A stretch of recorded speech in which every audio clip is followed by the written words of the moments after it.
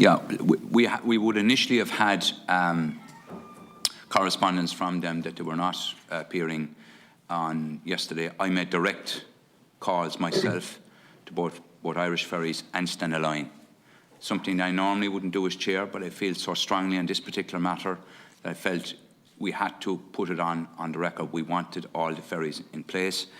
DFDS through Aidan Coffey and Brittany Ferries through Christoph Matthew obliged and agreed to come in at very short notice, and I want to acknowledge that. For Irish Ferries and Stena, the fact that they're covering cross-channel at such a frequency basis, in fact they're following each other across the channel, they should have been here today, and we certainly will be writing to that effect and ask them to come in before our committee early in the new year. You're all, but who's here today doesn't take from the quality of witness we have here today, who are principal players as well. Note on privilege, all witnesses are again reminded of the long-standing parliamentary practice that you should not criticise or make charges against any person or entity by name or in such a way as to make him or her or it identifiable or otherwise engage in speech that might be regarded as damaging to the good name of the person or entity.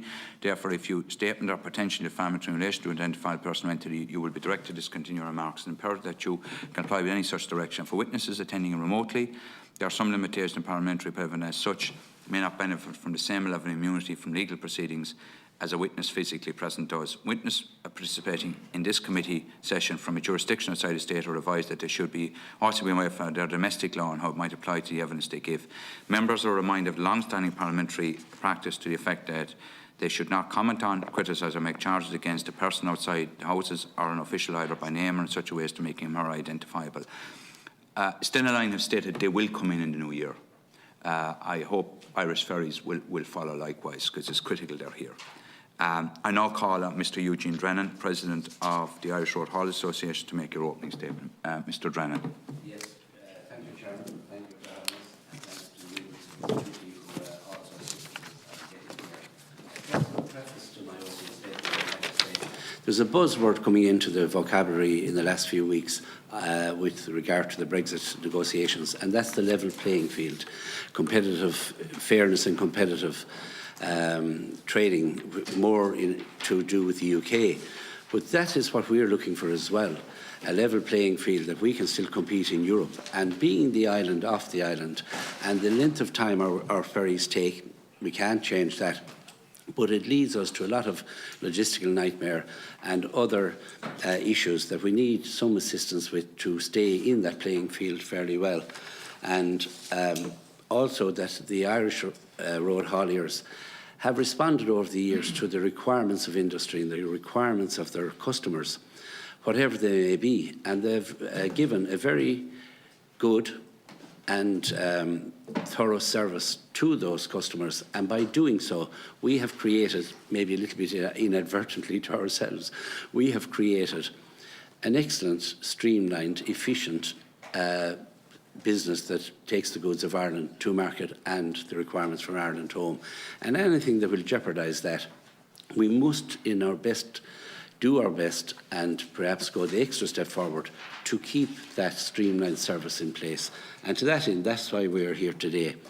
And at the outside, I commend the committee for having us.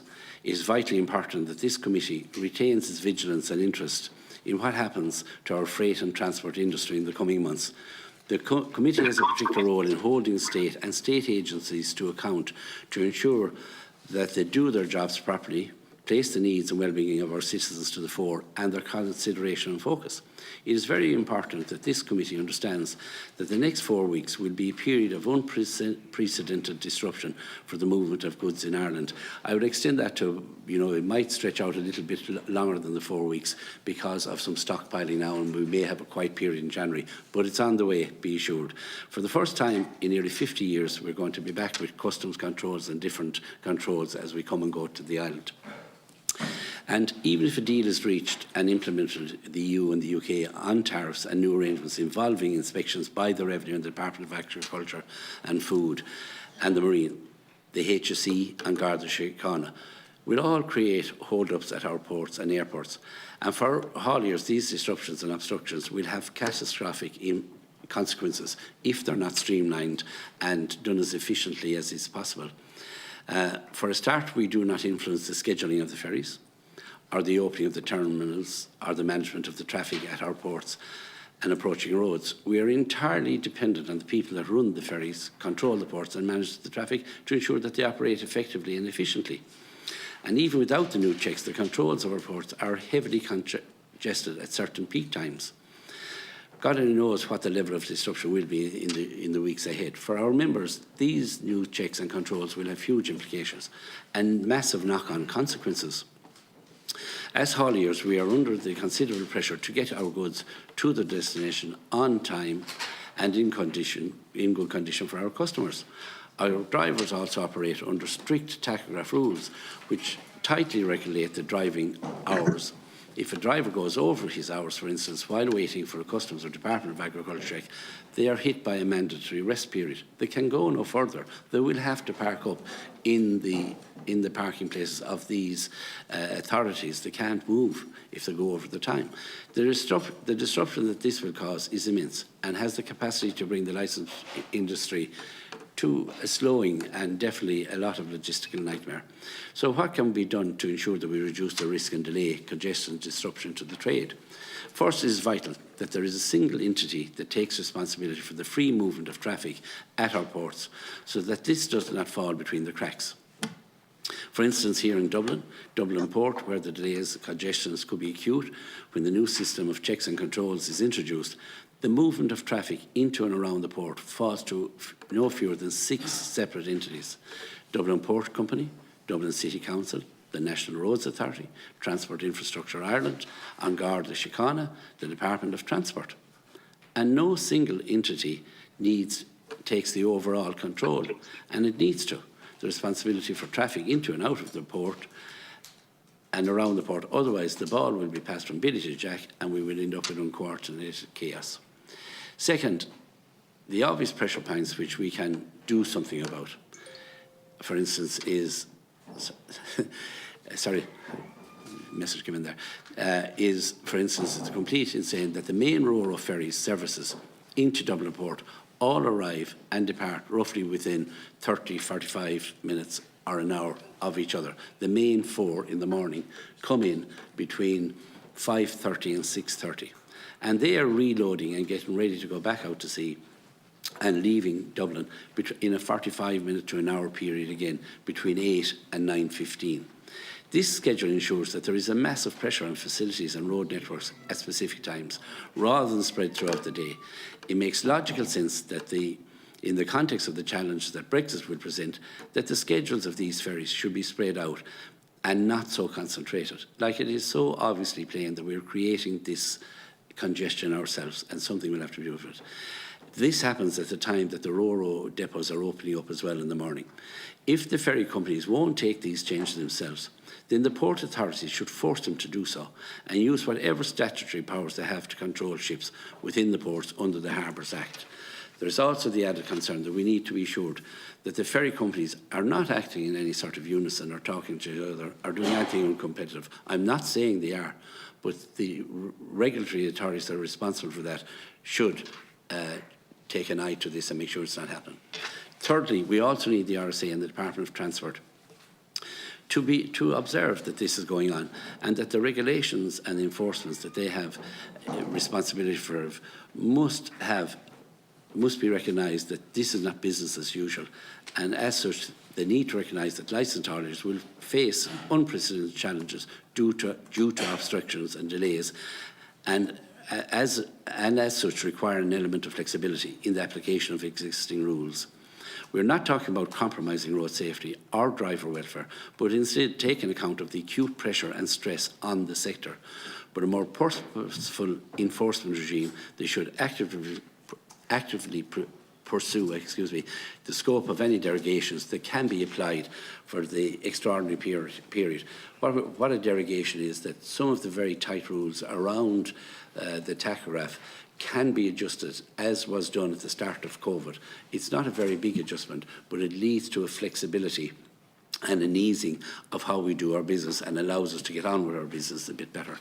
Finally, it is imperative that the state agency, Revenue, HSE and Garda Síochána and Department of Transport are going that are going to be conducting the inspections and controls at our ports deploy adequate resources and technology to allow them to do so with the least disruption possible. The inspection points need to be manned to meet demand. IT should be used to the maximum to ensure that drivers can prepare for and minimise delays, and risk-based approach should be adopted to inspections. The success or failure of Ireland's preparation for Brexit will not be on the shoulders of us. It will rest firmly with the state and the state agency who have been asked by government to carry out the preparations. And this committee, we are asking, should be fearless and relentless in holding these entities to do their job as efficiently and streamlined as possible. And I would go further to say that they may need to take some steps outside of their own remit. In that I mean that the liaison between customs here and customs in the other countries must be to facilitate that we will have practical steps to facilitate the movement of freight as easily as possible, streamlined. And I'll give you an instance of what I'm talking about in this. If we have the direct ferries, and some of them are here, and it's great to see them, and they have come on board and backed up, and that will be for the continent going to the main hub of Europe, they will be the ship of choice, I'm sure, for most people now. But there will be times and conditions of sea or customers' requirements where we have to go through the land bridge of England. And an entity that is sometimes overlooked, and it also applies to farming products, what I'm going to say, is the fisheries and the live fish and the great industry we have in shellfish and in and that type of business. They may have quite a number of, it's called a groupage load, where they have quite a number of small fishery people that go to across northern France and perhaps down to Spain. And they will, all of that individual groupage takes a set of papers to be declared. But if we declare them here in Dublin, which we have to, we accept, no issue, and for Holyhead, but the ones declared in Dublin should be accepted immediately by France. We're a EU country, we're only using it as a land bridge, the truck is sealed, and when it arrives in France, the fact that we've come in, the register has come off the ship, it should be accepted, and we should flow on simply with the paperwork. Yes. The committee. Yes. So, thank you very much, Mr. Drennan. Thank you. And you appreciate. Just before I go, there is one other thing I wouldn't like to overlook, and that's Rosslare. The indication from agriculture in Rosslare is they're going to shut between the hours of 12 in the afternoon and 2 in the afternoon. Now, that's not really getting ready for Brexit. You know, we need a more coherent... Another point that I think we'll explore during the proceedings. Thank you. In depth. Thank you. Thank you very much, Mr. Drennan. Can we now call on Mr. O'Callaghan from Cargo Logistics to make your opening statement? Mr. O'Callaghan. Thanks, Mr. Chairman. I'll start by going back to 2016 when I attended a procurement conference in Dublin. Brexit and the potential fallout was a recurring theme throughout. The guest speakers were talking all things Brexit, but to my surprise, the conversation was centred mainly on air passengers travelling through the UK, with no reference to what Brexit could mean. The chain is the roof over our heads, the clothes on our back and the food on our table, etc. Transport drives our supply chain, and thus it is the backbone of our economy. From the conference, it became quickly evident to me that change in transport methodology was needed. The discussion today should not only be centred around damage limitation in how we can avoid delays on the UK land bridge or how to minimise the risk and disruption of these delays. We should use these discussions to understand how we can shape an autonomous supply chain, how the government can invest in our air, sea and road freight models to deliver a supply chain infrastructure that can underpin our economy and express our vision as a country to prospective FDI and opportunities in the e-commerce and logistics space. My expertise specifically relates to the air freight model, which is built on the components of speed and time-definite delivery. I began my career in freight forwarding in 1981, working at home and abroad in leading senior management positions, becoming CEO of one of Ireland's Midwest leading freight forwarding companies. The company ceased trading during the economic crash in 2009, and I have worked as a consultant since then. This experience has allowed me to evaluate Brexit and identify the 3 key risks that present themselves to the air freight model from January the 1st. Before I move on to the risk assessment, it's important to provide context. The most recent Irish air freight study outlined how air freight represented less than 1% of the export volume, but equated to 30% of total exports by value. This would be representative of global trends also. 2019 exports were valued at €152 billion, so clearly the air freight is an extremely important cog in the Irish economic machine. To further break down that number, we estimate that over half of that air freight is currently using the UK land bridge for global on-forwarding from UK and EU airports. The first risk and most immediate and obvious risk to this air freight model are the bottlenecks that will present themselves and already have started to present themselves in the UK. As I mentioned, speed and time delivery are foundations of our air freight model, which overnight will be in complete disarray. The second key risk relates to the sphere of influence the UK will maintain over our supply chain post-Brexit. Due to our over-reliance on the UK land bridge, the purpose of Brexit is for the UK to take control of their own destiny, but a byproduct of that process is they will also assume a level of control over our supply chain. The final key risk identified, which is not exclusively related to the air freight model, relates to the transfer of data. The UK land bridge will facilitate the transfer of key economic data through the Customs AEP and documentation to UK Customs, now a third country and trading competitor. This is confidential economic data pertaining to our supply chain. So what is the solution? The solution, unfortunately, is not the daily ferry service direct to France, as it increases the key risk to the air freight model, which is speed. The solution is a cargo air bridge service into Liège, bypassing the UK, which will provide speed, reliability and autonomy to our air freight model and ultimately our supply chain. The investment in the cargo air bridge service not only solves a Brexit problem, but also enhances Ireland's value proposition to prospective FDI and Irish Indigenous entrepreneurship. I have put together an experienced team that has the skill set required to create, operate, manage and further develop a cargo air bridge service for the Irish market in the most efficient and cost-effective way. Our team cover a wide range of previous leadership and experience in all modes of domestic and international transport, including a wide range of experience in logistics, avionics, IT and finance. The landscape of global trade has significantly changed in the recent years, in particular the emergence of e-commerce, increasing the reliance of just-in-time cargo and logistics from business to end user. It's time for Ireland's supply chain model to adapt and put a best-in-class supply chain model in place in terms of connectivity and reliability. The government has an opportunity to make a clear statement to the world that we are open for business and we mean business by investing in a cargo air bridge service. In simple terms, it's a simple choice. Fall behind under UK control or create a world-leading air cargo hub to service current and future FDI and Irish Indigenous manufacturing, e-commerce and logistics industries supported by the Irish government and the IDA, creating thousands of jobs. Thank you. Thanks very much, Mr. Callahan. We'll now move to Mr. Coffey from DFDS. I know you've no official statement. I think timing, that's quite understandable. Mr. Coffey, if you'd like maybe give us an overview on your service you're bringing to Rosslare. So 5 minutes, Mr. Coffey. Good morning, Chairman, members. On the 2nd of January 2021, DFDS will commence sailings on a new ferry route between Rosslare Europort and the port of Dunkirk in northern France. The route will be serviced by 3 ferries, each with the capacity in the region of 125 lorries of both accompanied and unaccompanied unit.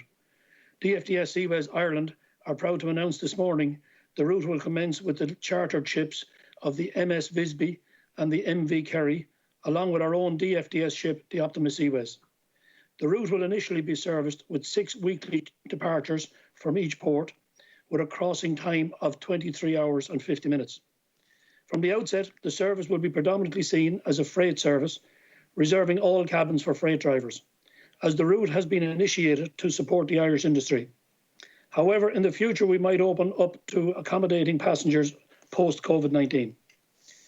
A new company, DFDS Seaways Ireland Limited, has been formed under the stewardship of the DFDS AS umbrella in Denmark to develop this essential route to give direct connectivity to Ireland to and from central mainland Europe post-Brexit. DFDS has 154 years of experience in international shipping and have a very large team of industry professionals on hand as we develop this new direct service.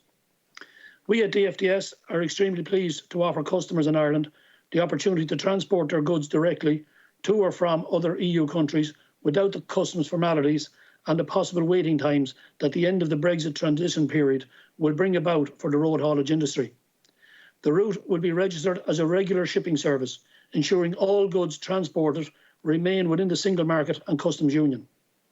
Over the past 9 months, we have carried out extensive market research in all areas, including volume, capacity, speed, frequency, and most importantly, location of ports. Both Rosslare Europort and the Port of Dunkirk were selected for their strategic locations, accessibility, and preparedness for Brexit, with both having systems in place to ensure direct free-flowing access for European-bound traffic. The timing and frequency is also important, as upon arrival in Dunkirk or Rosslare, the drivers will be fully rested and can continue driving immediately and be able to reach their many major destinations within their legal driving limit. In addition to this, the sea voyage will reduce the dependency on the UK land bridge and open direct opportunities for trade within EU's single market. Since the announcement of our service on the 27th of November last, we have received many inquiries and bookings for the service, as many manufacturers and producers, along with the haulage industry professionals, are looking for new direct routes to mainland Europe, whilst keeping their goods within the single market. The new line will create jobs and activities in Rosslare and Cork, where DFDS will be represented by new offices and in Dunkirk.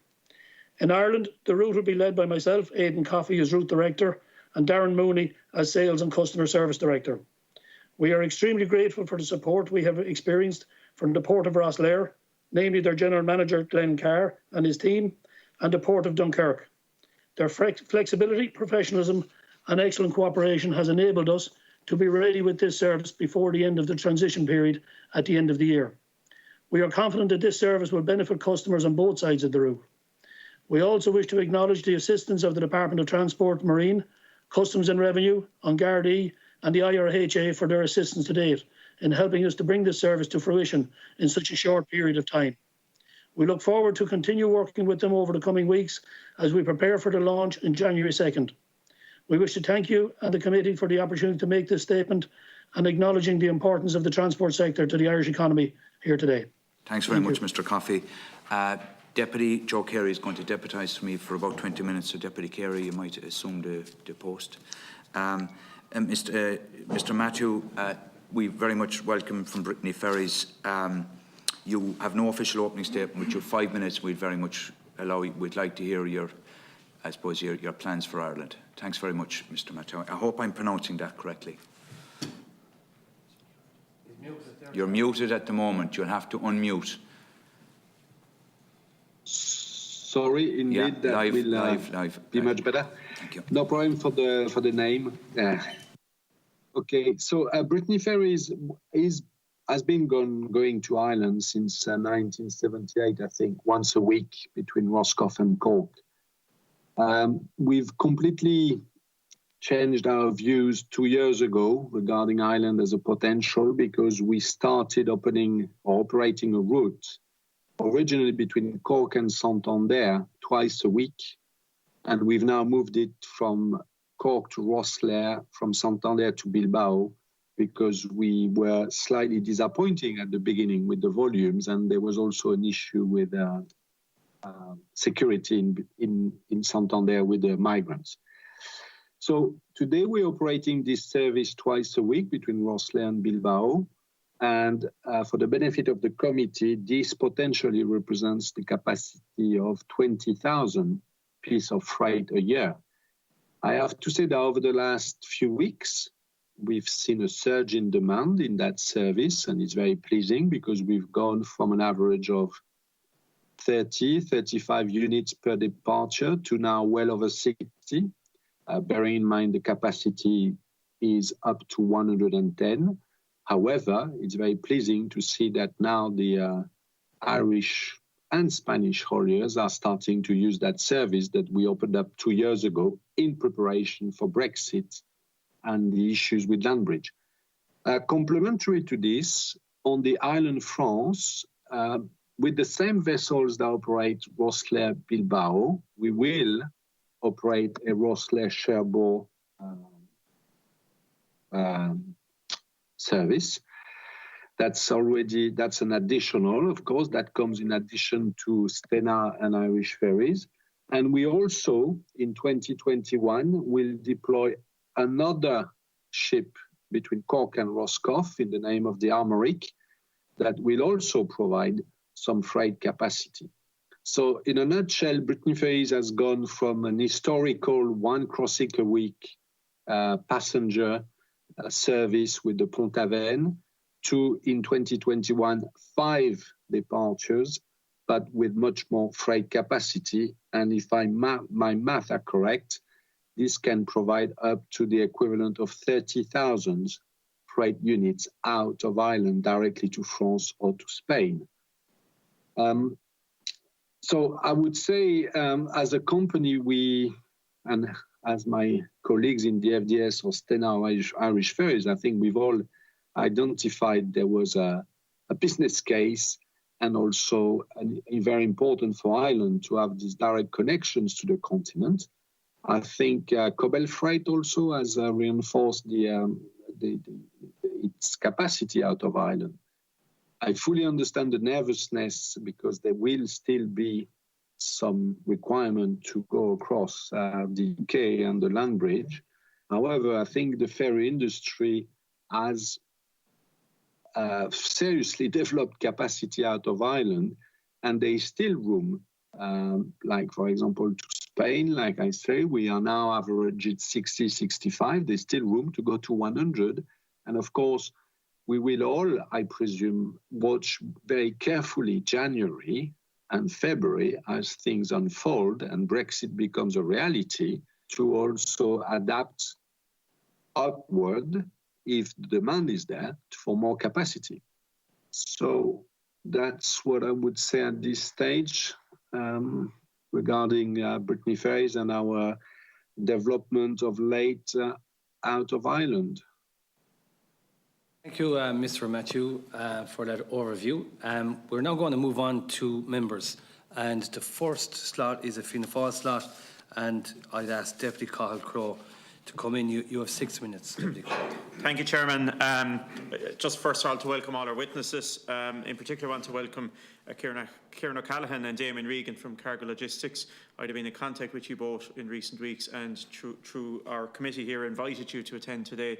So delighted to see you here. And I suppose in the world of cargo, you've always been offering solutions, and now you're offering us, I think, an economic solution to what's a real pickle for this country as we face Brexit, with or without a deal, potentially in just a matter of weeks. There's just a few points I want to make, Chairman. First of all, I've been highlighting this committee in recent weeks that Boston Scientific is one such company that every day brings cargo crates down to Shannon Airport, each crate worth approximately €1 million, high quality medical components to be shipped around the world.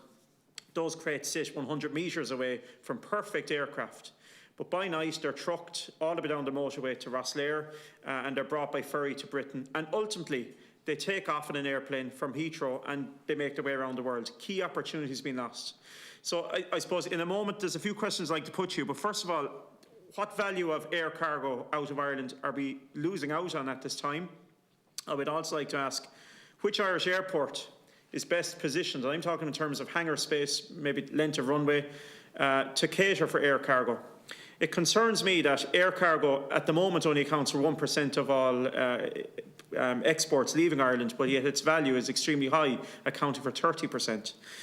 I've been looking at a few international models. I think Luxembourg, which, you know, geographically, they're probably in a very enviable position in the heart of Europe, but they're quite small as a nation. Their government has taken a 56.6% share in cargo lux, ensuring that at all times there is high value and high quantities of air cargo in and out of their country, keeps their economy very afloat. It's also profitable for the government, with profits in the last number of years averaging in around the 200 million mark.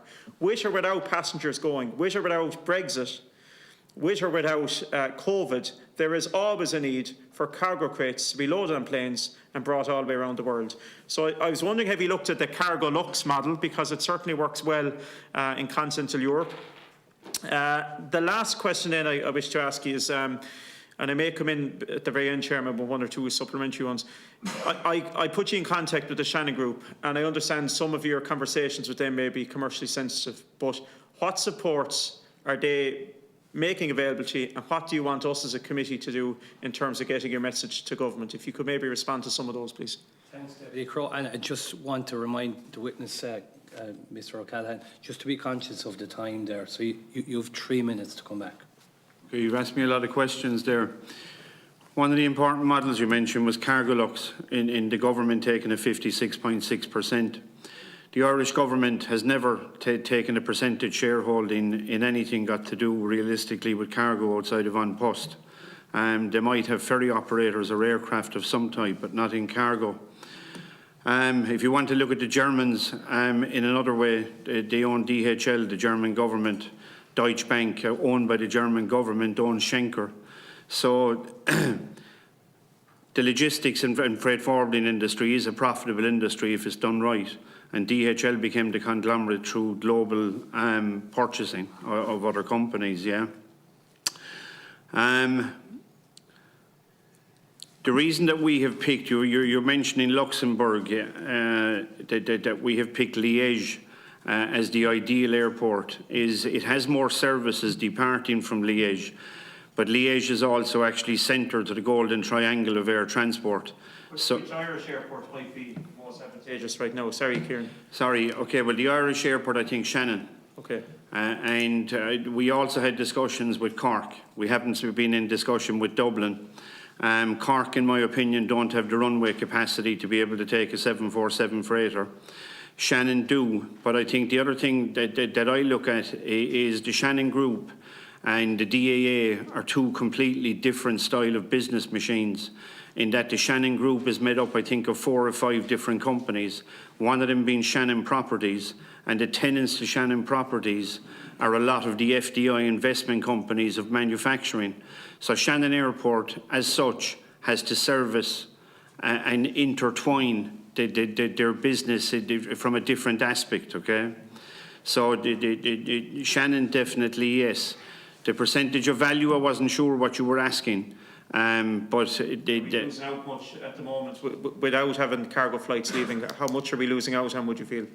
How do you mean by losing out? As in, I'm talking about Boston Scientific, the example I gave.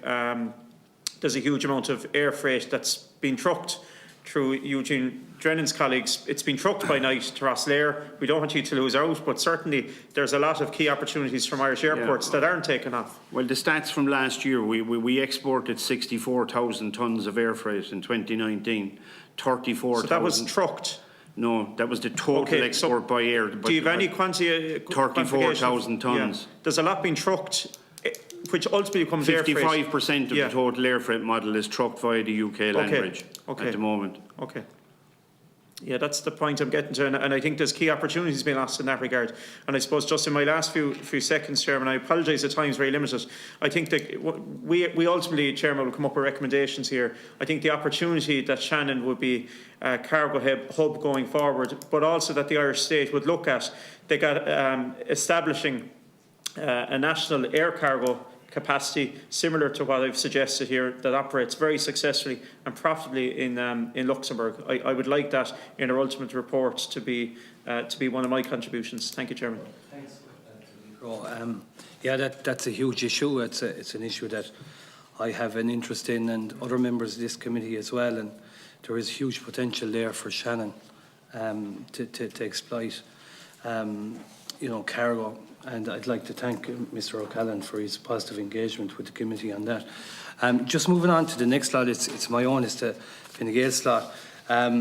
I'd like to welcome the Irish Road Haulage Association to the meeting today, and I just want to say a big thank you to you and your members for the extraordinary efforts that you've made throughout this past year, and we really value the service that you've provided to people to keep those channels open and keep products on our shelves, and to keep the wheels rolling, I suppose, I suppose the next issue, and you have been harping on about Brexit for many a year now at this stage, and again, I want to compliment your positive engagement and indeed your work in relation to trying to establish a new connection for Ireland through Rosslare. And you know, the new service announced on the 27th of November was fantastic, and I want to compliment DS for that and for the presentation here today. But just back to Mr. Drennan, what's your biggest concern? And I know you've outlined 4 different elements, but what's your biggest concern? And in terms of keeping, you know, movement of trucks as we want them to be moving, what's your biggest concern?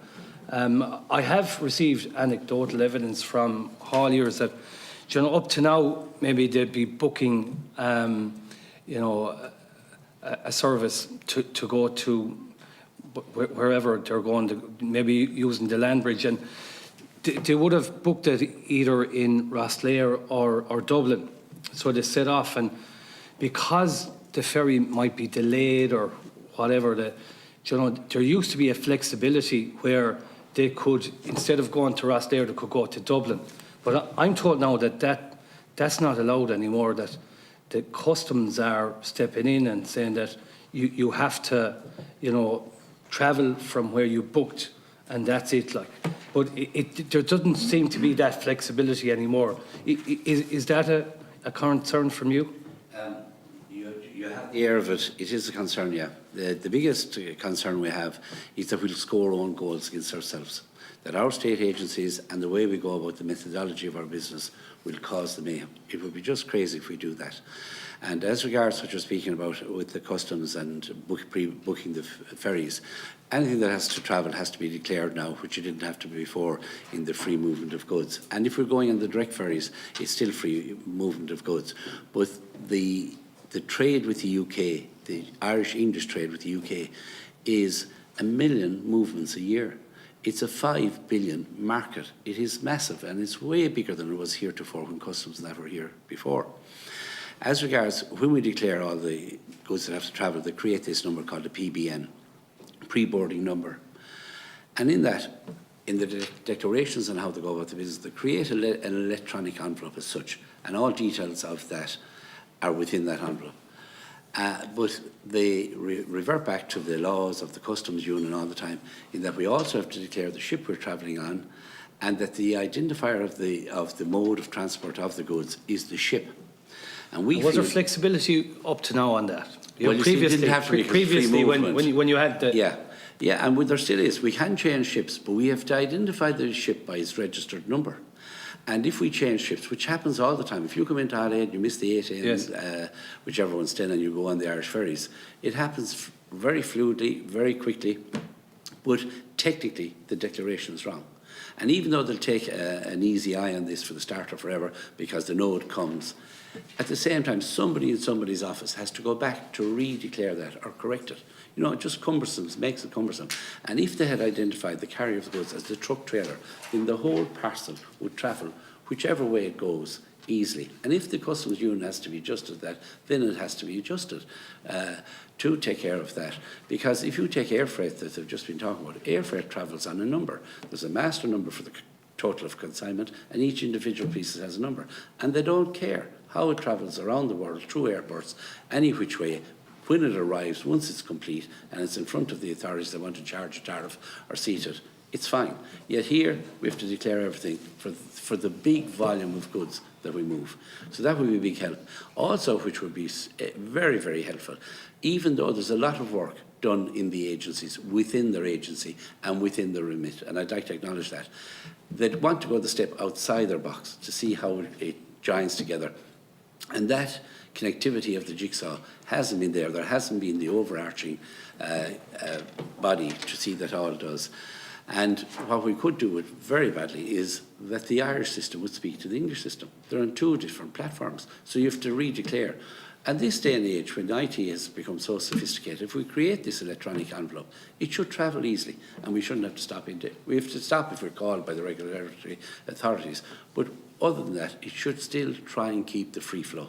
And what I said about the fish, that also applies to groupage loads of beef or of whichever commodity of agriculture may be going, or any product. And when we arrive in France, if we arrive, the PBN number will be related to the customs or whatever regulatory authority of the country we come into. Then they know we've come.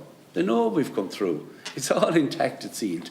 Drive on. You know, it's free goods. Ireland is free goods in the EU, and that should be the way. Instead of France have no discharge offices at the ports. We have to travel 6, 7, 8, 9, 10 miles one way or the other to discharge a document that should be done electronically and let the goods flow. Timeline, and the ferries that are now coming, and the existing ferries who do a very good service to the continent as well, still in Irish ferries. But the timeline, the insistence of them keeping up to their schedule is crucial to Ireland and to the date and time that is on goods nowadays to make sure we get to market. Because if you're not in Runges at 5 o'clock in the morning, you're supposed to be at the big French market, you'll be sold off third party somewhere discounted. It'll be very little value. Thanks, Mr. Drennan. We're moving now to the next slide, Sinn Féin slot, Deputy O'Murray-Coo. Thank you very much for coming here. There's too many of us to welcome all of you. But look, straightforward, and again, I'm going to make apologies to Deputy Murphy, who's already heard this earlier. Myself and herself were at a committee meeting of the European Affairs, and Liam Lacey of the IMDO attended. And if I was to take on board what he had told us, I would probably be very relaxed in relation to the fact that the market will sort everything out, and there will be no major difficulties other than a couple of minor hiccups as regards Brexit. But I'm not entirely sure that that is going to be the case. In fairness, I would request that Mr. Drennan would actually get something to us, in straightforward in relation to his asks, and that we would put it directly to the Minister for Transport. In fairness, I think what he's talking about are obvious solutions. And look, we heard in this Transport Committee in relation to the chaos that we're going to have at Dublin Port about the traffic management system that is going to use the likes of the port tunnel as something that somebody drives around. Look, it sounds like we know the difficulties there's going to be in Britain. What I want to put to him is, has there been a sufficient amount of conversation in a proper forum in relation to all the stakeholders? That's the hauliers, that's the ferry companies, that's business sectors, because I understand just in time requires people to get their goods within a particular period of time, and obviously some of the new ferries that are as welcome as they are mightn't necessarily always suit. And has enough of this happened, and does the state need to step up and ensure that it does, to ensure we can mitigate whatever we can, given that we don't know exactly what type of Brexit we're going to get, other than it's going to be bad? Absolutely not. There hasn't been enough discussion. We've been at all the seminars and meetings, and Deputy Murphy before me went for 4 years to everything, and we gave our ideas. But when it came to the conclusions or coming to the decisions, we weren't in there. And we're back now in the last 6 months at a lot of webinars and, through the internet connectivities. And we have tended to be told what's coming and told what we have to do, rather than take on board our concerns. And as regards that IMDO report and what it brought to the table as regards the report that just came out about capacity, it changed the thinking line and the focus to one of capacity, rather than the needs of this country, rather than getting to market and saying that we had enough capacity. Yet, since that report came out, 2 very big shipping companies are here who brought on big ships. So if we had the capacity, these people wouldn't be coming to the table. And it fuzzied the waters, and that's a branch of government. And am I right in thinking a number of stakeholders got together? You know what I mean? In fairness to the ferry companies, that it didn't just happen out of thin air. No, it didn't happen out of thin air. The FDS have been negotiating for a long time and trying to put this together all summer. And so the market didn't just sort it on its own. And Brittany Ferries are very loyal to Ireland for many years and have changed their model to try and suit, and we welcome that and thank them for it. But not at all. And that report then sort of took a totality of capacity and totality of capacity that could go on any sort of ship, but didn't take into account, they were talking cubic capacity, not linear meters of a truck, not the different sizes that may be, and not the need of the service line and the just-in-time service line that I've spoken at. You're well aware of my issue on that. But the biggest thing that did was it changed the thinking within government departments and bodies that they thought it was safe for 2 or 3 months. And we have spent 6 months harping on at different webinars to try and get some of this across. And if there was one thing I would ask you to do is always hammer home the necessity of the essentiality of trucks and truck drivers and the service line. Because it's the attitude within public bodies tends to be, should they get through it or the market will take care of itself. It needs whatever help and assistance we can get to keep that field as level as we possibly can and the service line coming. So that's it. So there hasn't been enough interaction. So in relation to the correspondence you sent to us, I think you need to put that at the top. We obviously, your asks in relation to the derogation as regards the tachograph, and just that we have all those specifics and we need to put it to government. Because obviously government can, for the want of a better term other than force, can make sure that these conversations that need to happen. Yeah. And here I accept that if I may say, Deputy Morocco, one thing on government, Deputy Carl Crowe referenced Luxembourg here for the air freight. Right. The cheapest fuel in Europe is in Luxembourg to keep the trucks rolling efficiently in that country. We in the budget got carbon tax. We were the only section that got taxation this year. And while fuel is low, we can take it, and Ireland has welcomed it. But as it goes up, we can't have it. I'm on the record, I'm not a fan. Okay, thank you. That's of carbon tax, not necessarily of Mr. Drennan. No, the last thing is obviously your big ask and what people would have heard today on the media is the fact of you're calling for a czar. And we all know of the chaos that's going to happen. We don't necessarily have control over what's going to happen in Britain, but how would you foresee that person operating, and what sort of powers would they need? Well, for the chaos here in the port, somewhere in this House or in the House of Government or within the Harbours Act or whatever act you can be found, they have to be told we're not looking for a sea change of stuff. We want one ferry to come perhaps leave an hour earlier and the other one half an hour later. The move just by that width. And actually leaves a better supply line to Ireland, a better time limit for tourists later on and the arrivals and the opportunities, and lessening the time we wait on the tachograph. And here as well, the container depots open up at the same time, and they're trying to pack all their business into a short period of the day and then go home. We need a service line. We need them to be open late into the evening, that the trucks will come in and reload and not be around here in the morning. It's very simple, open. But when the container depots open, we must get the ones that take in the empty containers who are outside the port. They have to mirror it. And the container operators can dictate that. And they can dictate the time they want the port open. And it has to be opened, or we create this. If you look at what's coming down the line, when the ferries come in, they're down there at the end of the piers. For us to go to the regulatory authorities, we may be called to, we have to come out towards this end of the port to turn around to come in, because they're across the carriageways. So you're doubling the inflow, and then when they're done with, they have to go back on the inflow to come out again. Yeah. So now that has to be, no matter where you place the regulatory, I'm not criticising that, they will be in the wrong kind of place. But if we had less trucks moving all at once, it's that simple. That's going to involve a conversation with everybody in the room. This House has to tell them, get on with it. All right, Corry. Thanks, Eddie. The next lot is Fianna Fáil slot. Senator Timmy Dooley. Thanks very much, Chair. And could I welcome the guests? We're fortunate that they're both from the Midwest and understand the sector very well. Just a couple of things. I mean, there's a great synergy about what you both do, but there's some conflict in terms of the evidence today. And just reading both reports, Mr. O'Callaghan, you indicate that there's no need for another ship. I think in your presentation it talked about not having another ship based on what I read last night. Yeah, so you need more ships. Okay, that's good. That's good to hear. Yeah. That the answer may not have been a ship. That's what I read from your documentation. But I'm pleased that that's not part of it. Can I explain that to you? You can. Just quickly. For the traffic that moves out of Ireland, it goes what we call air truck to go across the UK land bridge.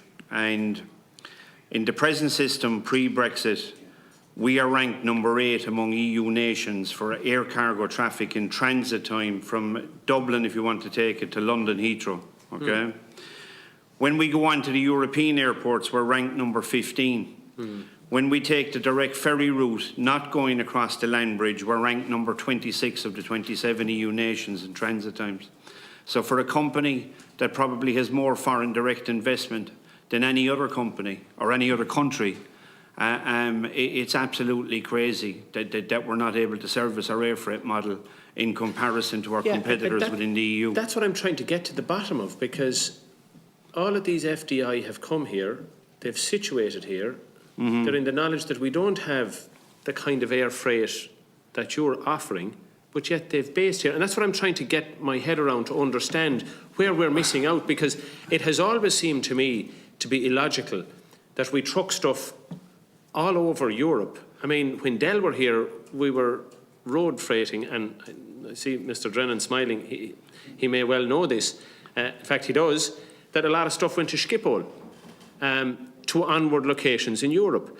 And there were different offerings. Even at the time, Dell brought in the 2 Antonovs to fly product out of Shannon. But for some reason, it wasn't viable. And is it something to do with the whole logistics business is so complicated now in terms of backloads and forward loads, that it has become so integrated that it has ultimately been cheaper for these companies to get product to where they want through this mixture of off the island by truck onto planes? It'd be great if somebody could enlighten us on that.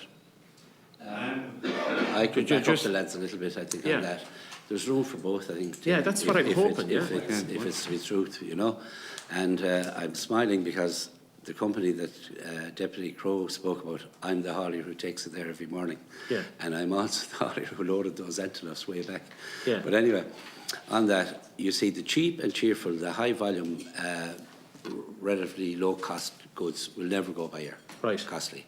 But for the high quality, high tech, pharma, and that there is a niche that may need to be covered. However, cost dictates, you know.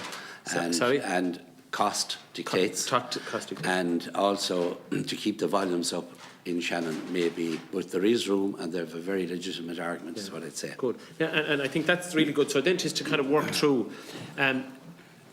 have you done some costing? So your proposal to us, and it's a good one, and we all like the idea of having this based at Shannon. For far too long, we've recognised that there's redundant capacity there in terms of ground handling, runway, storage. It ticks all the boxes. So what would you estimate would be the state's requirement financially to make this service viable? North of 20 million euros. Per annum? Yeah. Okay. Okay. Have you a detailed business plan done? Well, the only thing that we can do at the minute without the permission of the government to go out and get quotations is... But why would you why would you need the government permission? I mean, you're coming to us, and I absolutely want to support it. I'll give it to you very quickly. If you could give us a business plan that says, this is the opportunity, this is what it'll cost, then we'll get behind it 100% because it would be of such benefit. But we can do that. Okay. We'd be delighted to do it, yeah. Brilliant. And I don't think today is the open discussion for all of that. But you know, you touched off something very important when you mentioned the FDI. Why are the FDI coming to Ireland? I remember going to America in the late 80s on business and reading a magazine about Fortune 500 companies. Yeah. And 70% of CEOs of Fortune 500 companies in the late 70s, early 80s were first or second generation Irish. And it's those CEOs, in my opinion, that left a legacy for the FDI of why they all started coming to Ireland. Because it was mainly Fortune 500 at that time were manufacturing companies. Okay? And not to harness and protect that would be absolutely crazy. Now, the IDA are doing a fantastic job. This year we've had more FDI investment than any other country in the world at a time that's with it. And do you see, I mean, okay, so we are where we are in terms of companies that are getting their product away without this service at the minute. And you're offering the idea of the service to resolve some of the potential complications from Brexit. Talk to us in the short time that we have left in what additional potential investment we might be able to get from other companies. What other sectors would it open us up to if we had that kind of Well, if you want to take the e-commerce business, which the e-commerce basically mean the electronic the payment, okay, through the internet. There's a lot of companies out there. You make the electronic payment. If we had this service of an air bridge example going into Luxembourg, what you do is you become more competitive in the small parcel, in that you can feed a short air freight feeder service into the ground transport rather than the whole air network of a DHL. So that would be huge for companies like DPD and GLS, in my opinion. And they both have operations out of Liège Airport as well. Okay. But the jobs that would be created out of that. But the primary source for the product groupage, if you want, is principally the island of Ireland, isn't it? Yes. Yeah, okay. Whereas Luxembourg, on the one hand, because of its central location in Europe, it gets stuff from all over the world, breaks it out, and it goes by road to a massive population base. So that's why I'm not so sure about the comparisons. What I'm trying to wonder is there some other industry sector that we could be targeting to base themselves in Ireland from a manufacturing or from that point of view that could use your service? Yeah. I recall breezing this pasture before and you thought it was great, but it is still at very tentative stages. There would be an opening perhaps for East meeting West in Shannon. Yes. A little bit. That's what I was trying to get very big platforms and very big sales in the internet now have shown some interest. It's very tentative, it's very early. But to back up what the indigenous requirements for our production in Ireland, that if we could have the supply from Ireland into the UK for some of the eastern goods, because they're getting badly knotted up. The supply line in Europe for internet it has gone so big everywhere, is really knotted before Christmas, and no better than the man beside me. He's involved in that and really caught up in it. But there may be an opening, but it will have to be teased through. These companies that would show interest would have to come up with the juice a little bit and show commitment. And then, as I breezed past you before, that it's the small steps that there may be something that could add on to this and give this service a viability. Unfortunately, our time is run out, but could I recommend, Chairman, maybe that, because there's a lot of synergy between what the road haulage people are saying and the air transport people are saying. It's been really good that the two of you here are together. I'd suggest that you might work together a little bit on fleshing out more the proposals so that we get something that we could recommend to government, because I think we've a bit to go yet in terms of just saying to government, give a contract to these lads. I think but that's where we need to get to, but that we'd have a fleshed out proposal. And I think with some of the ideas that are there, there's really good opportunities. And just to thank you both sides for your presence today. And I think we've something to build on. And maybe we could work it into our work programme, Chairman, that we'd have maybe the gentlemen come back again when they've looked through some more the opportunity. Because I think the opportunity is even greater than just the Brexit conundrum, based on what I'm hearing here. So thanks again, really appreciate your... Senator, and I mean, I would too encourage maybe both groups to work together and come back with a proposal, possibly maybe submit it back to the committee, and we'll bring you back as well, maybe to present it. Mr. Chairman, if I may, it will also be valuable, Joyce, I think that perhaps whatever timeline into Brexit, that we have a refresh here, see how are our systems working. Absolutely. How are we able to keep up the systems of the state, to keep them, keep them up to speed on what we require and to keep us going. Because again, I can't emphasise enough, we have to keep the truck wheels rolling. The sensitivity of the timeline and the shortness of time with the regulations, like if we're held up, it has catastrophic consequences down the line for people. Thanks, Mr. Drennan. Now, the next slot is a Fine Gael slot. Senator Jerry Buttermore. Yeah, thank you, Chairman. I'll be very quick. Thanks to all our contributors. Mr. O'Callaghan, you made reference to Cork, or to Shannon and Cork in terms of 747s. I think Cork might query that a bit. I think it is important that we have collaboration. Could I ask Eugene, in terms of your contribution, the collaboration, how would you describe the collaboration and what was it in terms of avoiding the disruptions you speak about? And can you explain to the people at home who are watching or listening in simple terms the real potential impact that could happen from your presentation. And my final question to Brittany Ferries, in the context of Cork Santander, which has been discontinued, which is disappointing. Could you outline if there are plans to re-engage with Cork Port in terms of reopening that route, and are you open to the possibility of Cork being that hub of connectivity? Gramalga, Chairman. Thank you, Chairman. Yeah. Well, to explain to people at home as to how it will happen. Actually, if we could let in Brittany Ferries. Yes, first, of course. I know they have to leave at 1:15, so we just have a few minutes The there. ferry must leave in time, Mr. so I'm Matthew, well aware of that. if you're there, can you see us?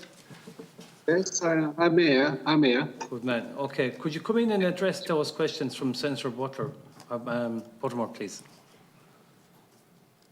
Well, the decision to, like I said in my statement earlier, the decision was because we wanted to go to Rosslare. We felt there was more potential after a few weeks of, few months of trial out of Cork. And, but like I said also, when the time of Brexit materializes and we see exactly what level of demand is for Ireland, Spain, of course, there is a specific market to Cork. We decided, business is made of decision. We decided that we had to try Rosslare because we were quite frustrated with the low level. We were, like I say, having 30, 35 units per crossing. And now we've gone to 60 plus. I'm sure it's not only Rosslare. I'm sure it's to do also with the fact that the Irish logistics are preparing for the reality post-Brexit. We have an extremely great relationship with the Port of Cork, and like I said also earlier, we are doubling the capacity to Cork with the Armoric as of month of March, by which we will offer 2 crossings a week, Cork-Roscoff.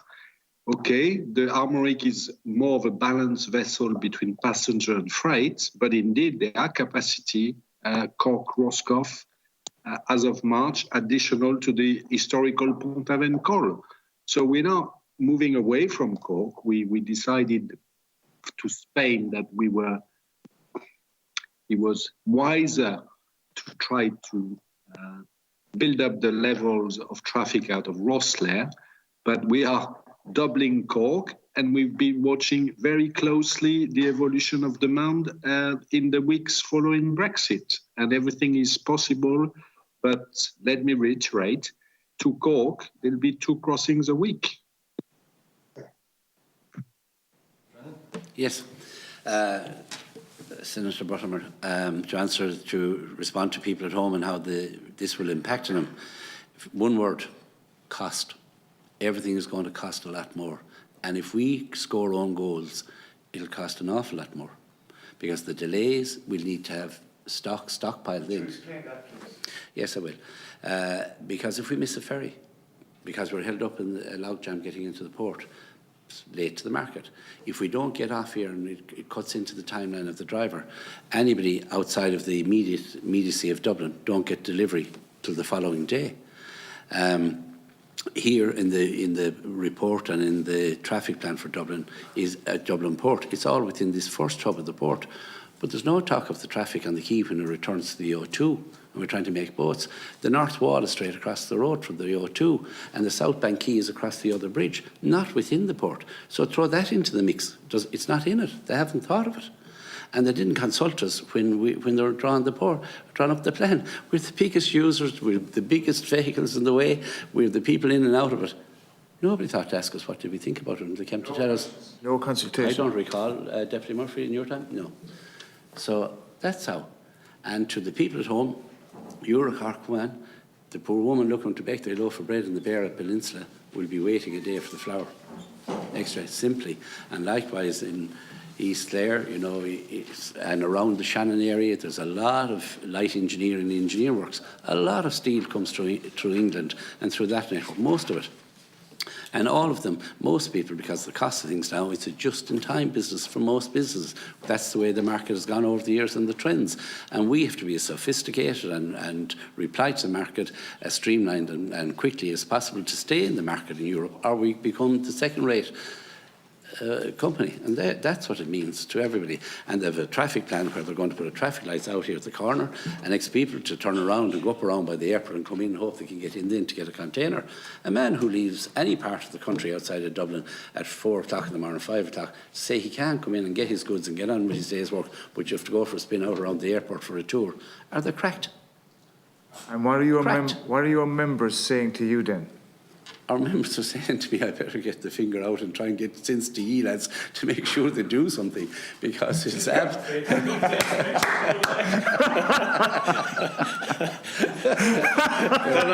not paying you half enough. I don't get paid. This is voluntary.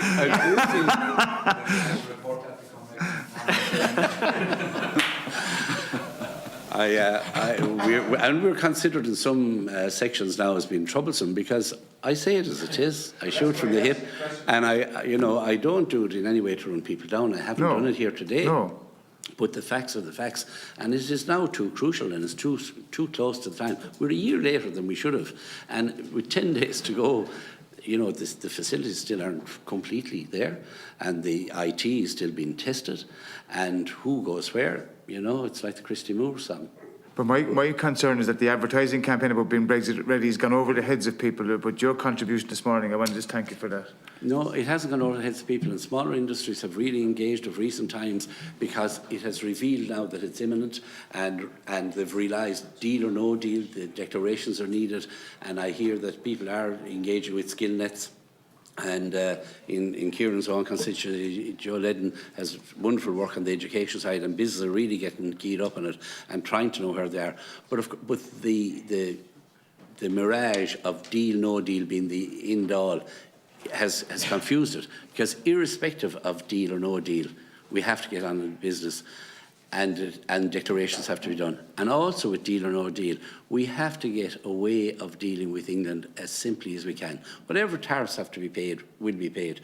But the market is so big at 5 billion, 1 million crossings each year. We have to get streamlined and sophisticated about our work and keep it flowing. Deputy Johnny Mahan, is it? Thanks very much. Thank you. And thanks for all the witnesses for coming. It's very interesting. I look at 6 minutes. Sorry, look at we all know Brexit is not good for us. It's not good for Britain. They're taking about GDP dropping about 7% in Ireland alone, with added tariffs and all, ad valorem tariffs. But I would just like to ask a few questions, maybe. The first one maybe is that I understand Dublin Port had a traffic management put in. I asked for the same kind of system be put in Rosslare.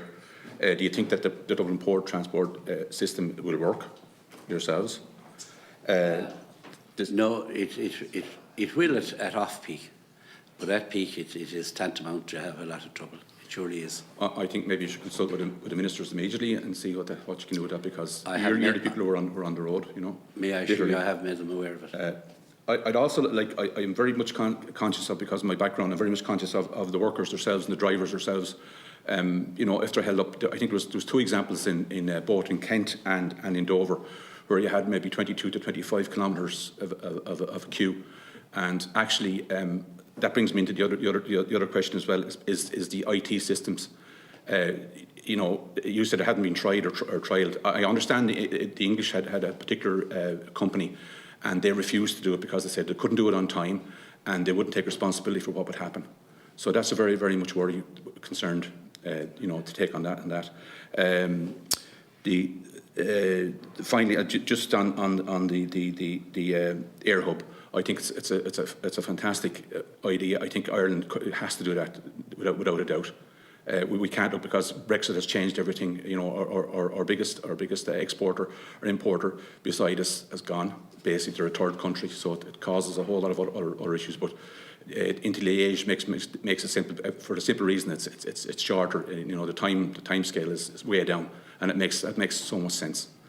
And I'd just like to welcome all the ferries to obviously to Rosslare. It's fantastic for us down there, even though it's not so good. I wish we wouldn't have to do it, to be honest about it, but it's done now, and it's brilliant. It's brilliant for the people of Wexford. So thank you very much. We'll now move on to Deputy Verona Murphy. Deputy Murphy, you have 6 minutes. Thank you, Chair. First of all, I'd just like to welcome everybody here and outline that the IRHA are a voluntary organisation. No member is paid. We have 2 administrative staff. The President and David travel around the country and have given all of their time over 4 or 5 years of the Brexit talks.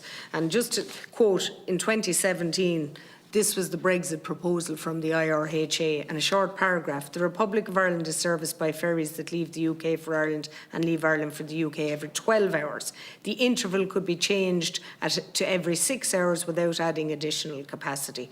They go on to say, in order to avoid some Irish trucks having to go through the UK, consideration should be given to creating new ferry routes from Ireland to Holland or Belgium, or resume the previous service to Dieppe in northern France. Such additions to ferry services cannot happen overnight, as there is a shortage of this type of ferry. Hence, a longer lead-in time and adequate planning is required.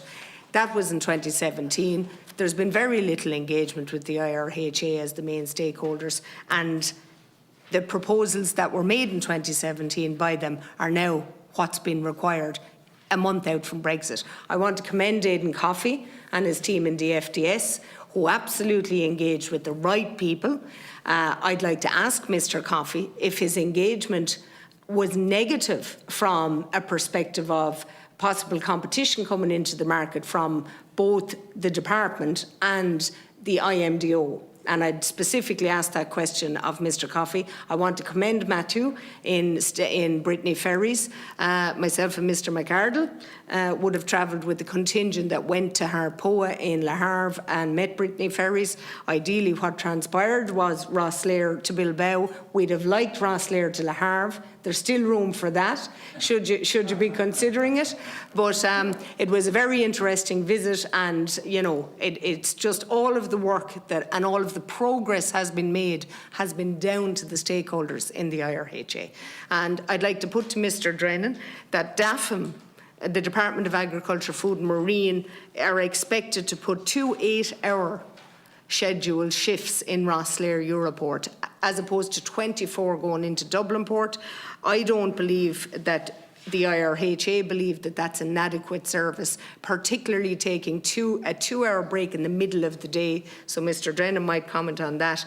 And for Mr. McArdle, I'd like to just ask you, you take an awful lot of the high-end goods that Mr. O'Callaghan would have been talking about, particularly costly pharmaceuticals and that.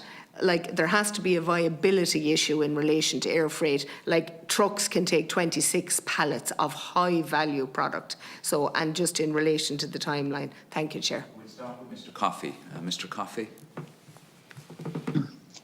Good afternoon, Deputy. Yes, you asked me the question there, I suppose, about the IMDO report. Well, there's 2 reports there, I suppose. You've got an initial report, which was back in 2019, which there was 3 million tonnes of goods that were being transported out, and it equated to 150,000 units. I think Eugene Drennan there from the IRHA brought up a point there that it was actually that was based on tonnage and not necessarily on the number of units that were being carried out.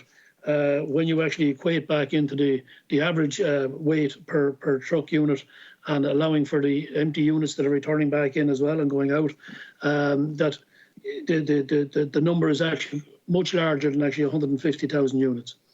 The second report recently there got to do with stating that there was a sufficient capacity. Well, I think in that particular instance, it was the 4 main existing ferry operators that were actually asked to give an answer to that, and I don't think they actually there was any questions put to the industry users, such as the IRHA and the other logistics companies, as to what their views were. I suppose in ourselves, that report actually did put us on the back foot.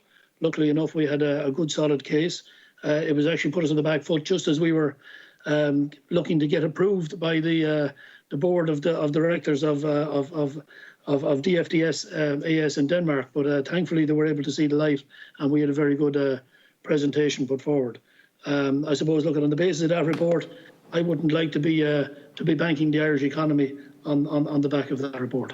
So are you saying, Mr. Coffey, that the actual effect and the inaccuracies contained in the IMDO report could have scuppered the DFDS engagement with Rosslare and eventual service? It most certainly put us to the pin of our collar. We had to react. That report went. It was announced unusually for a government to report. I suppose it was announced very quickly to the media and to the market, and that report actually went I suppose global, if you want to call it. It most certainly went Europe-wide. Thanks. We had many contacts back from both France, from Belgium, from Germany, and of course Denmark itself as well, saying, "What is this report? What's happening?" It's all stating that there's sufficient capacity. So look at.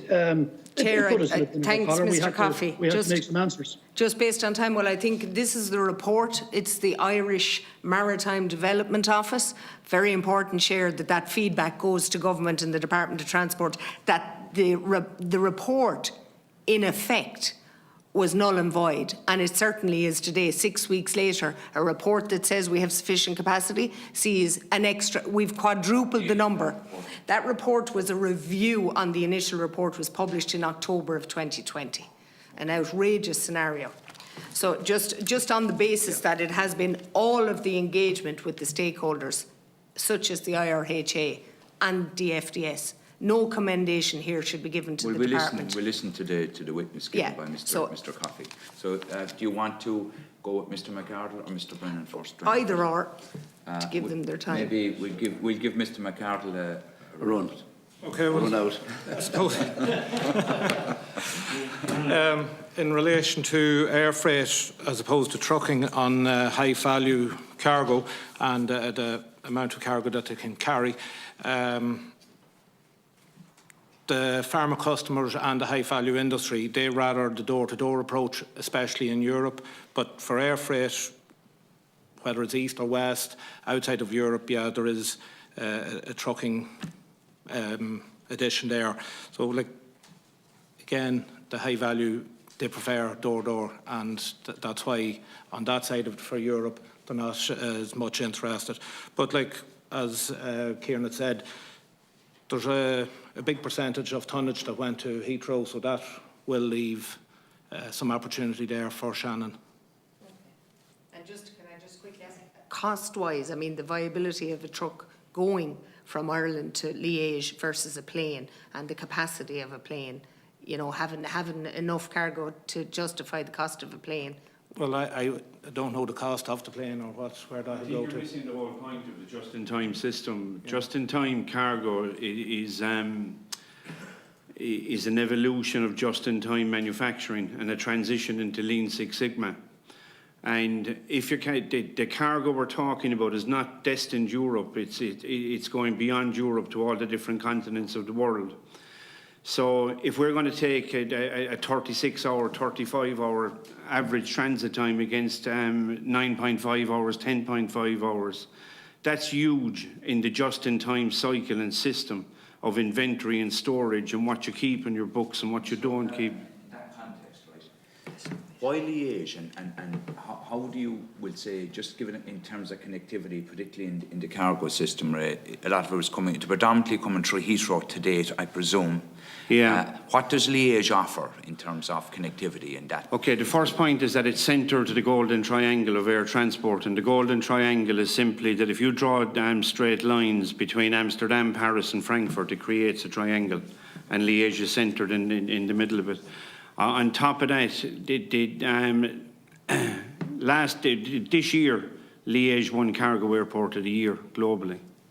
They have more services, cargo operation services. It also feeds into different hubs of the likes of DPD, GLS, Federal Express, TNT, are based in Liège. I just want to go back to Deputy Murphy. Deputy Murphy's point, you don't see this as a cost issue. This is more the type of course, it's a cost issue. But it's not the only issue. No, but the cost issue is not the issue. It's the just-in-time issue of what's involved. That basically what this would mean is that our air freight cycle could fall back between 24 and 36 hours of getting goods to market on the new service. It depends what time the departure is going to be out of Europe. It depends. We're only taking the Liège as a hub. It's best at what it does. But it would require state aid.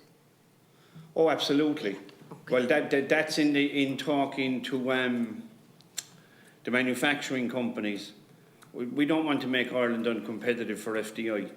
That if we have to take a 30% increase in our air freight rates to fly the goods and get them on time.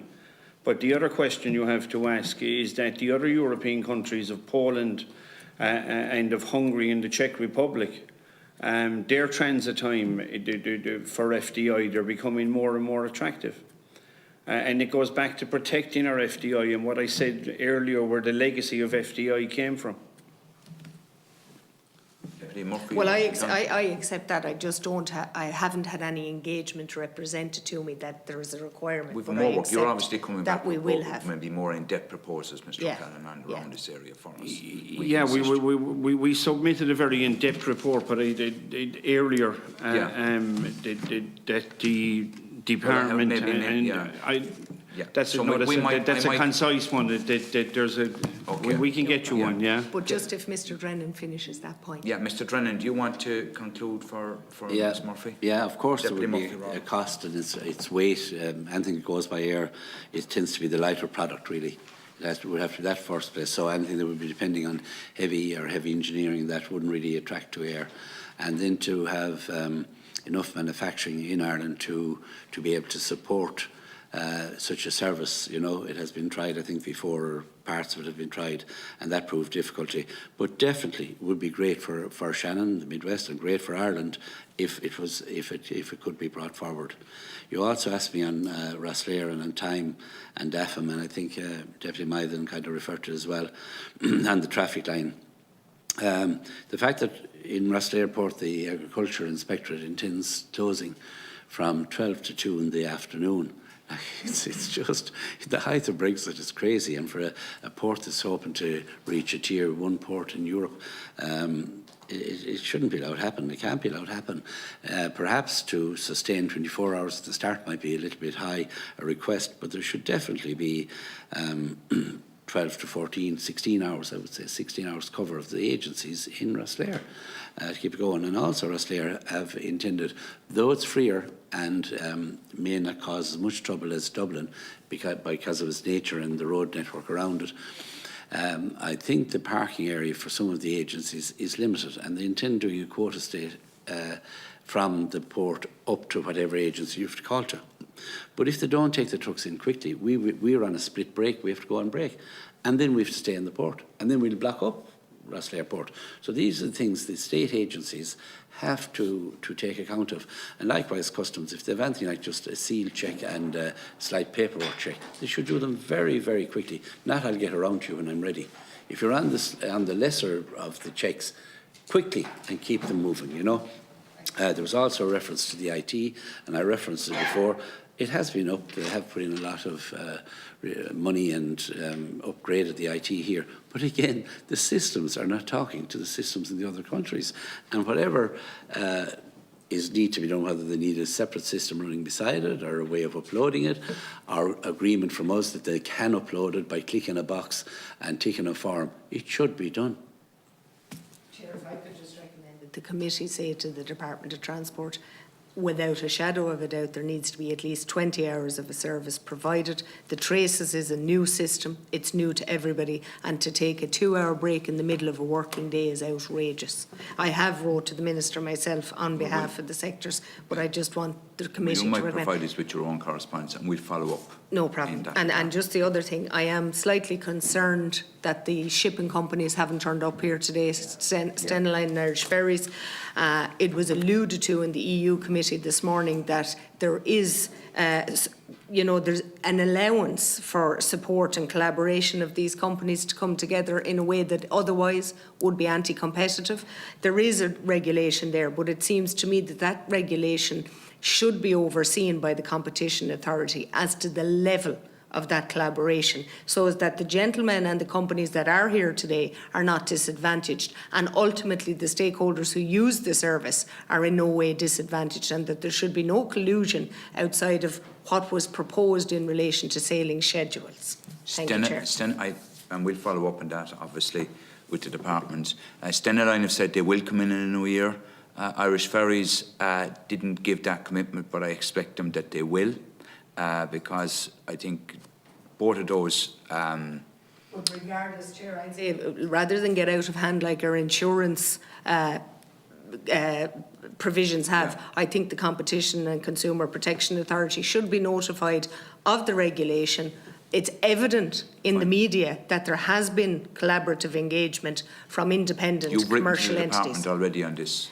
No, I have not, because okay, it has been, it's something that the remit says it's allowed for, but I want it still overseen that they stay within what's allowable. If there's a general aspect to legislation around that area, I think as a committee we certainly can write to the department pointing out that fact without in any way passing comment as to whether anything is happening in that regard. And I think that's all required. I think because obviously the ferry companies themselves are not here today, and I wouldn't want in any way the view going out, but I certainly, on the general trend of what's in the legislation, perfectly. Can I adjust myself? Just a couple of things for me. We're just over 2 weeks away from the 1st of January. We're 15 days to be precise. So we're in countdown.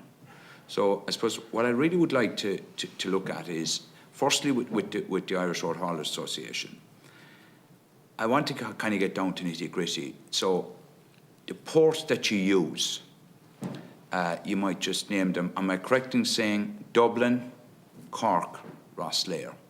Yeah, they're the main ports. Yeah, okay. And percentage-wise, Mr. Drennan, what percentage would be going out of Dublin, out of Cork and out of Rosslare, roughly? Well, I'd be hoping to be challenged on this now, but Cork is a specific need to specific shipping where they're destined for. On the million crossings between the two countries, or 500,000 each way a year, I would feel that perhaps about 60% of it goes out of Dublin. Would that be a fair equation? 65 maybe, and 30 of it out of Rosslare, maybe 5% to the other ports. So, you know? So Cork, Dublin and Rosslare could make up to 90% of the shipping, yeah, right? Yeah, and they're the natural ones. So what I want to know is that come the 1st of January, with what's in place now, and if I was to drive into Dublin Port or down to Rosslare Port, what will I see? And in that context, I know from speaking to members from the Irish Road Hauliers Association that the issue in terms of having an online booking system in place at Dublin doesn't exist, whereas it does exist in Cork, and I think it works very well. So you might just give us: is it going to be chaos? Is it going to be? Is it going to work? Will supermarkets have goods on the shelves? Will exporters up and down the country be able to get their goods to market in the UK and onto mainland Europe? Give us an insight into what you believe based on what's happening at the moment. I'd like both, maybe Mr. Drennan and Mr. McArdle, who I know both, I want to drill down. Okay. Well, for the most part, Rosslare should work reasonably well. The geography of it as well, and it's reasonably well set up, though there will be the new processes to be adhered to and go to. For here in Dublin, as regards to food on the shelf, of course there will be. I don't see any reason why there shouldn't be, unless we really mess it up very badly. And I wouldn't like to send out any worries or fears ahead of anything like that happening. As regards Dublin Port, you can picture it yourself, you can make up your own mind. I'll outline the scenario. What you said there about pre-booking is really what the system they have in Cork for picking up containers, that you can pre-book your time slot within 2 hours and to keep the flow going. It isn't available in Dublin. But also the higher volumes in Dublin absolutely need the container depots to be open for a longer time, and the trucks can come through in the evening time and free it up. As regards to the scenario then in perhaps the 3rd or 4th week of January, maybe early February, you're putting 600 trucks off these ferries that arrive at the one time into the system here at 6 a.m. in the morning. At 5:30 to 6. From Stena and Irish Ferries. And 2 out of Liverpool, P&O and Seatruck. Okay. They haven't been mentioned here, but also they come at the same time, so maybe there could be a little bit of stagger in there. But they come in at the same time as the Holyhead ferries come in. So you have the 4 in within the 3/4 of an hour. They are pouring out 600 trucks at one end, at the same time as the trucks to reload are entering the other end, plus the container lines, which are to the right of the ferry, and they're going to have a separate entry now, but at the same time the movement is around. And if any of those containers are called to the custom checks, they're all within the main port. And the custom checks are on the right as you come up from the port, virtually. You have to cross the road for the most part of them. So you have to come up to the roundabout above it and join the inward flow. Then when they're done, they're joining the outward flow. So once you start that circular movement, any V in any town or village that puts in a one-way system, though it may free up the flow of traffic, it also builds up a backlog of traffic. The easiest way to release anything is straightforward, simply.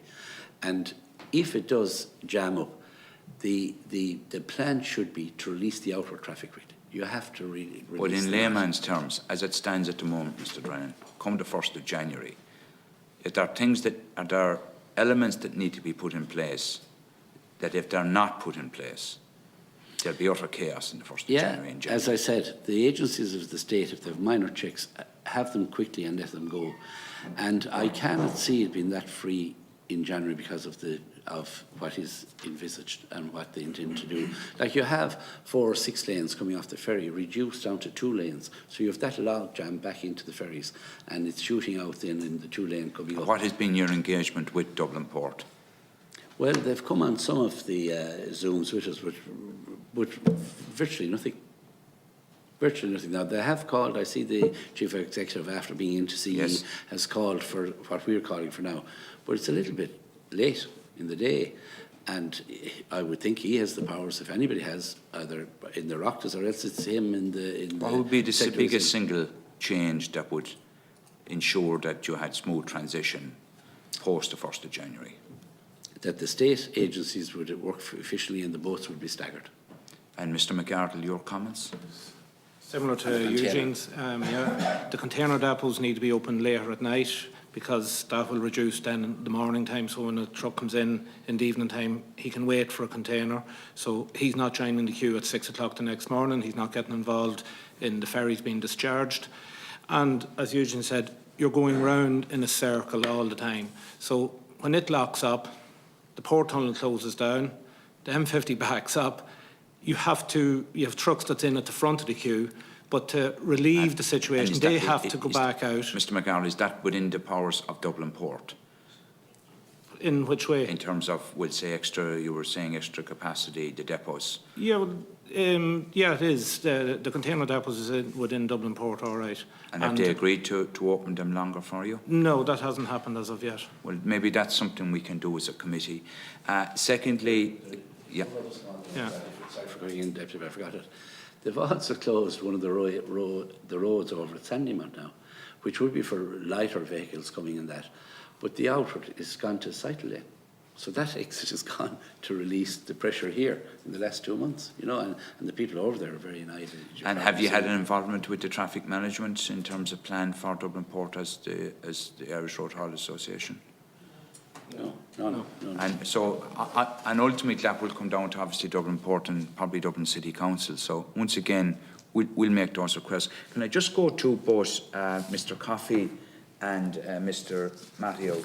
Can I just ask, as it stands at the moment, and we very much welcome the service you provide and very much welcome the fact that the DFDS have a new service going to Dunkirk.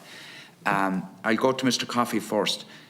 Is there anything else that needs to be done that's not being done that would make it, would I suppose, facilitate your putting such a new route in place from the start of January, Mr. Coffey?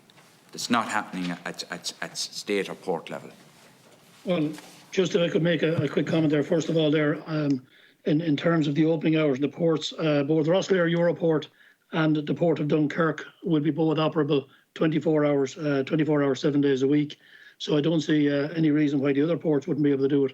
That was one of the reasons why we actually selected Rosslare Europort and Dunkirk themselves as well, for their accessibility, not just for the road networks going into them, but also for the access at all times. In terms, Chairman, of is there anything that can be done? Yes, there's a considerable cost in setting up a new route, and let it be not just this route, but I'm sure Mr. Matthew will actually agree with me as well in setting up any route. There's a considerable cost to set up these routes, and of course there could be some level of assistance, subsistence, maybe not necessarily directly on the actual routes themselves. But one of the situations we have ourselves in Dunkirk is where we have clandestines and illegal immigrants. We've got significant infrastructure where we have to put in place to ensure that there's no illegal migrants coming on board the vessels, and also into the trailers belong to the hauliers that are going to use us. So yes, there is some assistance that the I don't know whether it be the Department of Foreign Affairs or the Department of the Department of the Taoiseach, whoever may be able to try and offer some level of assistance to try and help new routes that would be developing. I know there was various different funds that were brought out, the Brexit Fund, and certain other funds, but none of these funds will actually assist anything in transport. We had approached the Enterprise Ireland, we had approached the IDA, we'd approached many different departments, and there's the Brexit Fund, which at this point I actually don't even think the Brexit Fund has been fully utilised and fully used up, primarily because it is for existing stakeholders that are there that don't have to prove that they need assistance. And those funds are just sitting there going idle inside in the banks because the banks control them, and they're not actually releasing the funds to the companies and the people that actually need them. So yes, we had approached the Brexit Fund we'd on several occasions, and we were point blank told that there was no assistance whatsoever, and that included for the various other departments. So we have actually progressed this whole project throughout the whole process from the outset, based on our own private funds, and with no assistance from any government departments. Matthew from Brittany Ferries. Well, there is not much I can add to what Mr. Coffey said from the FDS. I would agree on every point. We didn't find any support on Brexit funds or anything like that, so I wouldn't add much.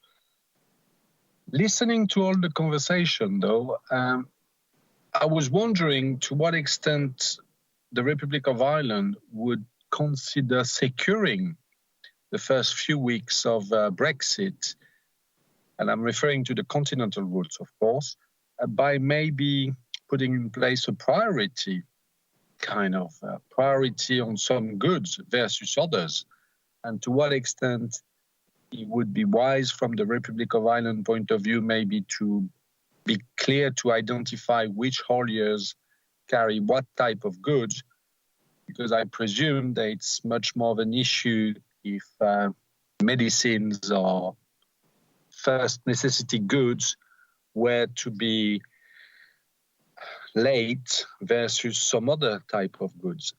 And that's just an aside on the question, but I was just wondering whether the Republic of Ireland could work with hauliers like us, the FDS, Stena, Irish Ferries for that matter, to identify maybe priority lists. And that would be one way to mitigate the risk of shortage in the first few weeks.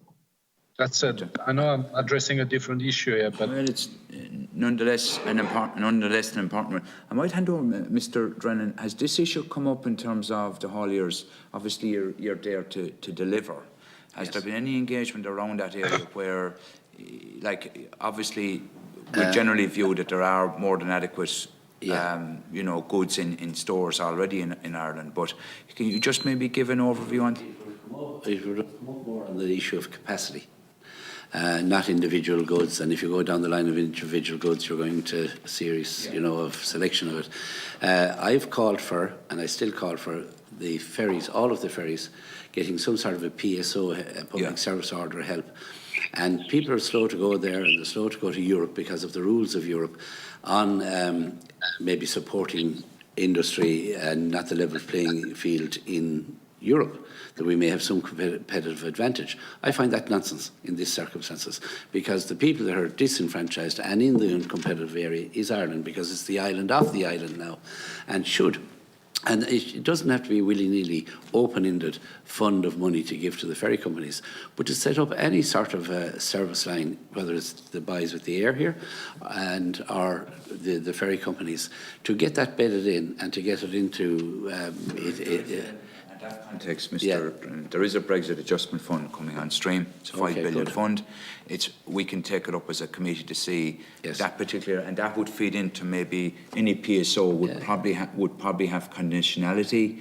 Would be around security of supply. So it's maybe something we can take up. Mr. O'Callaghan. And then to finish your point, the capacity is the issue then on sections of whether we should choose particular goods. Now DFDS and Brittany Ferries come online, and the Stena new freighter will help. We would still perhaps need a little more.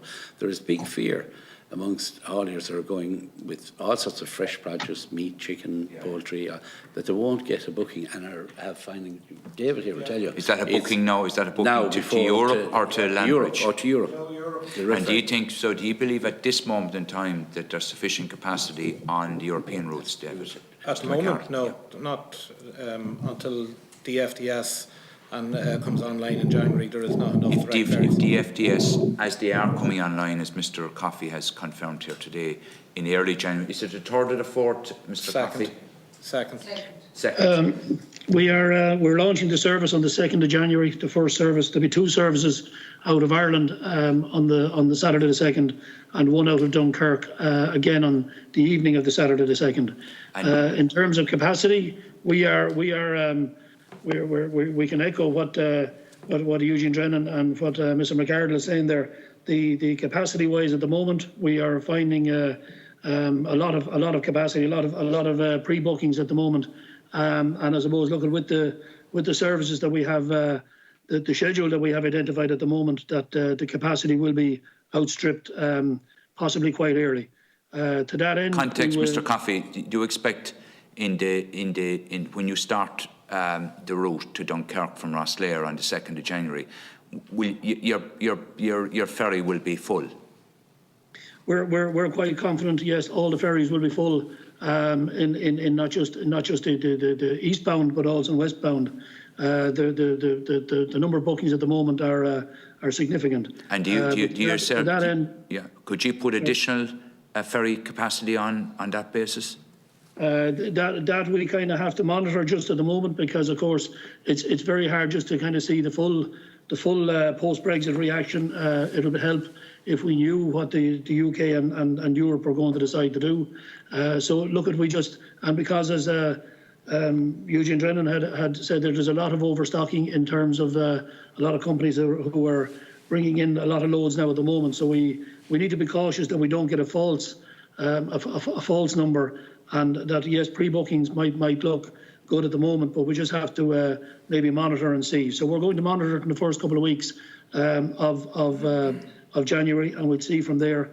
And if need be, we can actually step up the frequency with the 3 ships that we have. Thank you. And on that, Mr. McArdle, if that comes on stream from DFDS, would there be adequate capacity in terms of It will European? be a big improvement, but there will probably still be capacity issues at a certain stage. Well, I think we'll, as a committee, we'll write to the department, particularly around the Brexit Adjustment Fund, particularly around the PSOs and that area. Can I just conclude with Mr. O'Callaghan?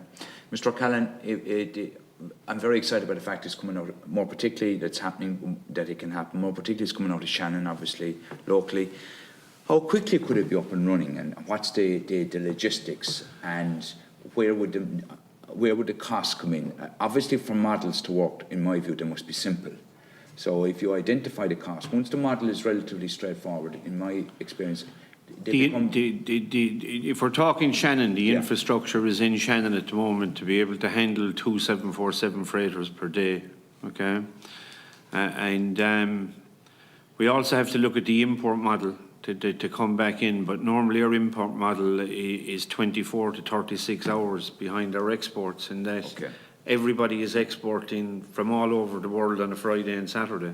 So as we're exporting out, They might not cross, okay, but I would think, looking at the enthusiasm of Mary Considine and her team down in Shannon, that this could be up and running for the 1st of January if it was needed.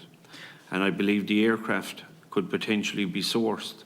But it would mean, from my perspective, if I was to talk to some airlines on it, me going out or a company going out, we may be looking at this or we might not be looking at this. If you're going out with the permission of the department and you're saying to various different operators, you're practically talking about a government guarantee for payment as well. It's huge. Have you any formal submission gone into the department as yet?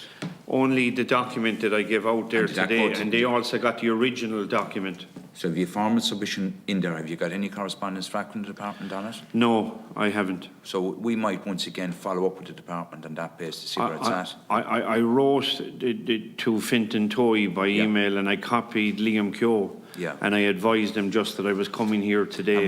And would this be a joint venture with Shannon Airport? Is that the structure? I'd love to. I think Carl Crowe mentioned something there a while ago about the Luxembourg government taking a 56.6% stake.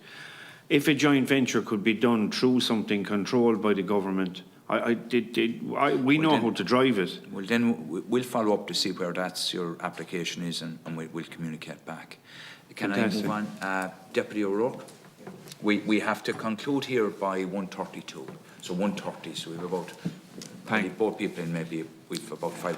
Yeah. Thanks to the witnesses, and apologies I missed the start. I was in at another committee that had a number of votes today, so Deputy Maiden substituted for me for part of it. Just to say, so we have raised a number of these issues with the Minister, and for example, the demand for additional ferry crossings, and the Minister says to us, either there's no demand or it's up to the hauliers to contact the ferry companies to outline it. I think it's significant what we're hearing in terms of the IMDO report. There were criticisms of it, and the confirmation from Mr. Coffey. We had the ports in here, and the ports had a list of ABC of what they wanted to see happen. The first item they wanted was staggered arrival, but they said they couldn't secure it because the ports were telling them that the hauliers wanted it that way. So it seems to me that we're hearing the same set of problems from different groups, but that it hasn't been resolved. It's almost as if those conversations are happening towards us or towards government and not between the relevant parties. So I want to know what you think is the proper forum for that stuff to be thrashed out. Who are the responsible authorities? You mentioned state agencies, Mr. Drennan. Who are those agencies that need to hear this loud and clear, and what needs to happen between now and the end of the year or early in the new year to straighten this stuff out? I'd appreciate your opinion in relation to that. And then a couple of specific issues. I suppose people will have an eye to early in the new year. So coal transit, I'm thinking of a COVID-19 vaccine. Are there threats to the logistics in relation to that? Just in time in terms of fresh goods. And the family connections in relation to livestock. In terms of livestock haulage, we see these queues of 15, 20 kilometres in other places. What consideration or what are the risks in relation to that from your own perspective? But principally that point around what do we need to see happen? What does government need to hear from you, or who needs to hear from the representative groups here today, and what needs to happen in the coming weeks? Thanks. Well, clarity to your questions, that's why we're here, to clear up the air on some of this. As regards the Minister and the IMDO report, it certainly clouded the waters. It wasn't great. It hasn't stood the test of standing up. And if there was no capacity issues, these big firms wouldn't have come in. And the FDS had to declare it to the stock exchange in Denmark before they could come here and give it big clout. And we're willing to do that. So that answers that very clearly. And I think it clouded the Minister's thinking, and I heard the Minister for Foreign Affairs talking. Everybody started talking about capacity. And it took away the issue of timeline, service line, all I've spoken about. So that takes care of that. Who is to take this forward and try and get them to do what we're requesting?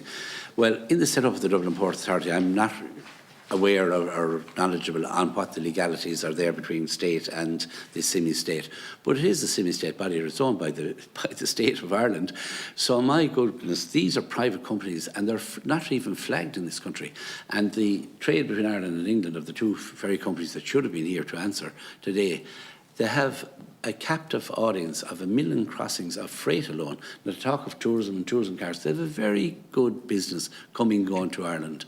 And surely, out of just common decency, that they shouldn't need to be beaten into a small bit of an adjustment. How much extra time will it add from the 1st of January with checks? How much time will it add on land bridge cross, we'll say, timing for your typical load? How much time on land bridge, it's massive. Like, look at Kent and the problems in Kent. You'd definitely lose between a half a day and a full day.